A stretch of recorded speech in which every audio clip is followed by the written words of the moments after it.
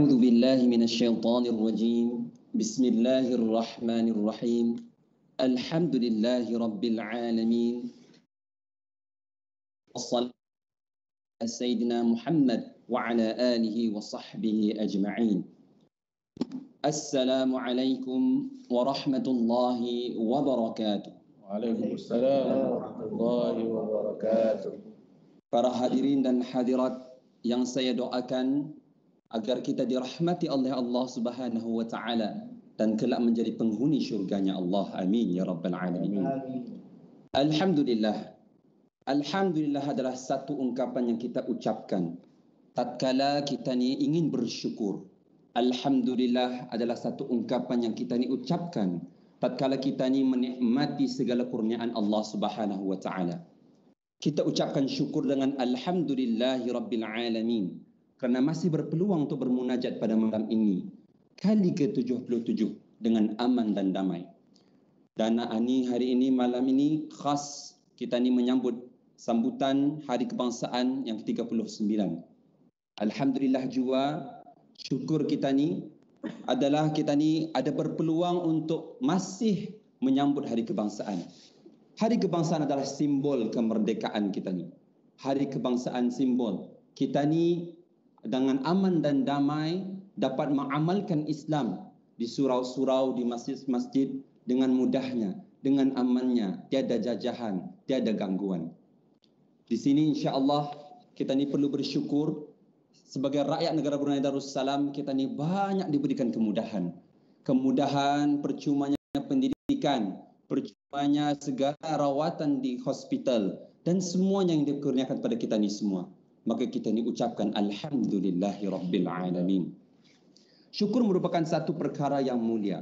Namun selalu kita lupa akan mensyukuri segala nikmat yang Allah kurniakan. Ada satu kisah pada zaman Khalifah Umar bin Al-Khattab. Pada satu ketika beliau pergi untuk bertawaf. Dan tatkala melaksanakan tawaf, berjumpa dengan seorang pemuda yang sambil bertawaf menghadap Kaabah mendoakan satu doa yang diulang-ulangkannya. Dia berdoa, "Ya Allah, masukkanlah aku dalam golongan hamba-Mu yang sedikit. Ya Allah, masukkanlah aku dalam golongan hamba-Mu yang sedikit." Berulang-ulang kali. Dan doa pemuda ini didengar oleh Khalifah Umar bin Al-Khattab. Lalu merasa heran dengan doa dan permintaan pemuda itu. Tatkala habis tawaf, Umar pun berkata pada pemuda ini dan menjumpainya, "Adakah doa lain yang boleh engkau lantunkan selain doa ini yang engkau ulang-ulang?" Kemudian ditanya, "Mengapa engkau mengulang doa-doa ini?" Maka Amirul Mukminin bertanya pada pemuda, pemuda pun menjawab, "Ya Amirul Mukminin, aku membaca doa ini kerana aku merasa takut dengan penjelasan Allah dalam surah Al-A'raf ayat 10 yang mana Allah berfirman, A'udzu billahi minasyaitonir rajim. Wa laqad makkannakum fil ard wa ja'alna lakum fiha ma'ayish qalilan ma tashkurun." Sesungguhnya kami telah menempatkan kamu sekalian di muka bumi dan kami adakan bagimu di muka bumi itu sumber penghidupan. Amat sedikitlah kamu bersyukur. Oleh itu pemuda ini memohon agar Allah masukkan dia dalam golongan hambanya yang bersyukur kerana amatlah sedikit orang yang bersyukur. Apa itu syukur? Syukur itu tidak cukup dengan hanya menyebutkan Alhamdulillah. Tetapi syukur adalah menggunakan segala potensi kita ni yang ada. Kekuatan dan nikmat yang Allah kurniakan pada kita ni. Untuk digunakan untuk menyumbang pada negara dan agama. Itu adalah syukur. Untuk mendekatkan diri kita kepada Allah Subhanahu Wa Taala. Dan tidak cukup menjadi orang yang saleh. Kita ni mesti juga menjadi orang yang muslih. Yang mengajak orang lain menjadi orang yang saleh. Oleh itu dengan ini adalah untuk kita ini bersyukur. Bukan saja menyebut Alhamdulillah, tetapi dengan melakukan segala perkara yang mendekatkan diri kita kepada Allah dan menggunakan segala kekuatan kita ni untuk mendekatkan diri pada Allah dan menyumbang pada negara dan agama. Dan janganlah takut menjadi orang yang bersyukur. Kita demi perlu berusaha menjadi orang yang dikatakan golongan yang sedikit. Karena Allah berfirman dalam surah Ibrahim ayat 7. A'udzu billahi minasyaitonir rajim. Wa idh ta'adzana rabbukum la in syakartum la azidannakum wa la in kafartum inna 'adzabi la syadid. Dan ingatlah juga tatkala Tuhanmu maklumkan, sungguhnya jika kamu bersyukur, pasti kami akan menambah nikmat kepadamu. Dan jika kamu mengingkari nikmatku, maka sungguhnya azabku sangat pedih. Jadi tanyalah pada diri kita ini sendiri, muhasabahlah diri kita ini sendiri, apa yang telah kita ini sumbangkan untuk sama-sama membangun negara kita ini, agar kekal makmur masyarakatnya, makmur pendidikannya, ekonominya dan sebagainya.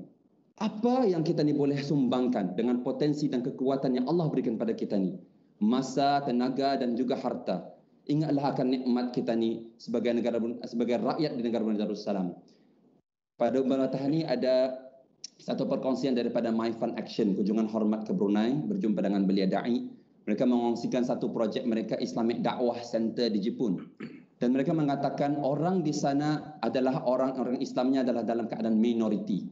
Maka di sana mereka dalam keadaan takut mengamalkan Islam. Mereka boleh saja dibuli anak-anaknya di sekolah, dicaci maki di jalanan. Maka mereka pun ada yang rasa takut sehingga kan mau keluar daripada Islam. Maka di sini kita ni bersyukur di Brunei Darussalam, rahmat Allah SWT mengurniakan kepada kita ni nikmat-nikmat, maka kita ni mengamalkan Islam ini dengan mudah, dengan aman dan damai. Oleh itu insya-Allah marilah kita sama-sama berusaha dengan menjadi golongan orang yang sedikit, orang-orang yang akan bersyukur pada nikmat Allah SWT dengan menyumbangkan apa yang kita ni ada untuk negara kita ni agar mencapai wawasan 2035. Ini adalah bukti kita ni untuk kita ni menunjukkan bahawa cinta kita ni pada Brunei Darussalam dan cinta kita ni pada agama Allah SWT, iaitu Islam. Semoga dengan kemerdekaan ini Brunei Darussalam benar-benar merdeka dari kemaksiatan dan segala kemungkaran, serta kita ni rakyat semua akan mencapai menjadikan negara Brunei Darussalam sebagai negara zikir. Insya-Allah kita ni perlu bangga dan percaya akan mencapainya 2035 wawasan kita ni insya-Allah. Oleh itu saya akhiri dengan wabillahi taufiq wal hidayah. Wassalamualaikum warahmatullahi wabarakatuh. Waalaikumsalam warahmatullahi wabarakatuh.